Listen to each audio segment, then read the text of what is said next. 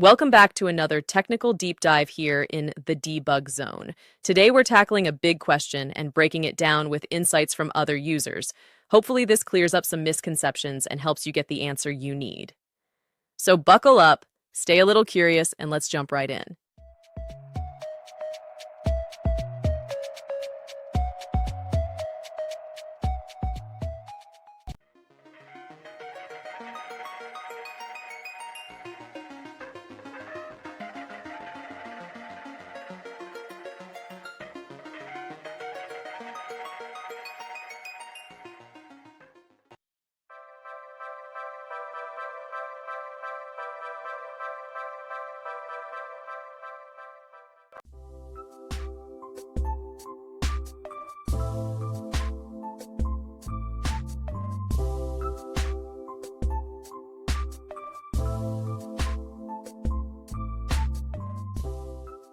And that's a wrap.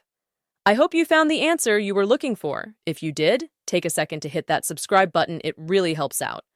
And let me know in the comments which solution worked best for you. See you next time in the debug zone.